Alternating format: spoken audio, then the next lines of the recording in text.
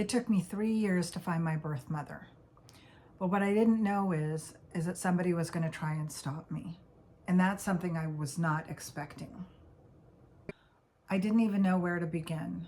My adoptive mom had talked about children's services, so that's where I started. My adoption had been closed, but when I started to search around 1995, the laws had changed and closed adoptions now became open. So I called Children's Services and I requested my information.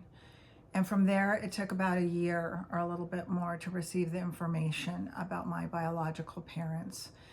If memory serves me, it was information like their last names. I can't remember if their first names were there. I think they may have been. Their dates of birth and details that my birth mother had given. One of the details that stood out most to me is that my birth mother had shared that her father was a general surgeon. That small piece of information is really what led me to finding my birth mother.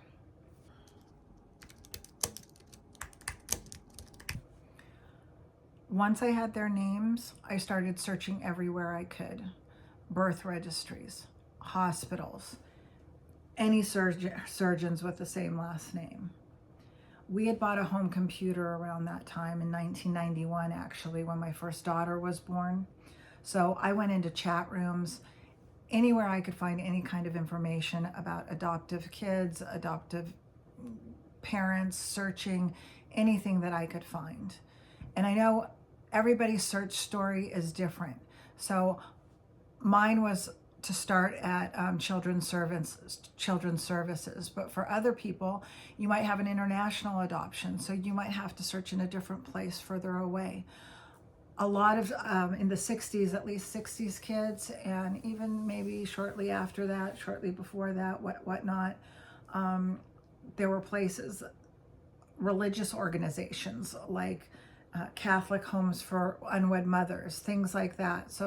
So wherever you can find your search point, or even get your birth certificate if you don't have it, see what you can find, and that's going to be your beginning point. So some people I spoke to in my search were really pissed off that I was even searching. It's like they were taking it personally. Sometimes I think I was speaking to mothers that had given up children because they were so angry and they were incensed that I was invading their privacy or invading somebody's privacy. They believed that I shouldn't disturb the past or disturb my birth mother. But other people were complete angels and went completely out of their way to help me. And I appreciate them so much. You don't know what you're going to encounter, and you might encounter angels as well. And one woman in particular changed my life. Through her help, I found the home where my birth mother grew up in. I found a cabin that my grandfather owned. Wasn't sure if he still owned it or not. And so I sent a letter to that cabin, to the cabin's address. But my birth mother's sister and her husband kept that letter, and they never told my birth mother about it. So I waited after I sent the letter to the cabin, and I didn't receive any information back. So I waited, I don't know if it was a year or less. And in the interim, I just kept trying other things, kept looking. And so later on, at some point, when I didn't get anywhere with sending a letter to the cabin, I later found my birth mother by sending a certified letter to her childhood home. But this time, my birth mother told my aunt not to open it. So at this point, my grandfather was very sick. And so they were both taking care of him, taking turns taking care of him. And on the day that my certified letter came, my aunt happened to be picking up the mail for whatever reason at the post office. And she called my mom and said that she had a certified letter and did she want her to open it for her. And thankfully, my birth mother had some wisdom and told her, no, thank you. Just bring it to me and I'll open it. She was asking her what it was all about, and my mom didn't tell her, thankfully. So again, my aunt tried to intervene, and my mother opted out of that situation and told her she wanted to read her own mail. And so that letter honestly changed my life, and the fact that my birth mom, decided to open it on her own and privately. So interestingly, soon after that encounter, I received an email from my aunt and her husband. They said that they represented my grandfather's estate and that he was very ill. Of course, they didn't use that he was my grandfather, but that the person that I was trying to contact and his name, that he was very ill and that they were representing his estate and what did I want with him.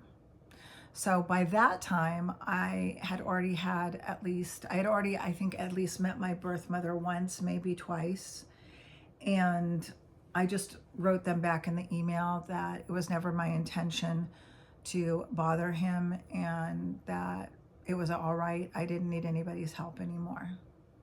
My concern was that my aunt was going to go to my birth mother and tell her a bunch of lies, because she and her husband were actively keeping me from my mom and keeping my birth mom from her daughter. So I printed out the emails, all of them, and my response to them, and I shared them with her. And I let her know that I had sent a letter to the cabin a year prior, and she had told me that she had never received that letter. Nobody ever told her, and we found out later that they had kept it from her. So in the end, after 3 years of searching for her, even though basically I'd found her probably in the first year or so, I just didn't know it. So it took me the 3 years, and after 3 years of searching, I finally found my birth mom and got to meet her and actually have a relationship with her. So finding her was really only the beginning. In part 4, I'll share what it was like meeting my birth mother for the very first time.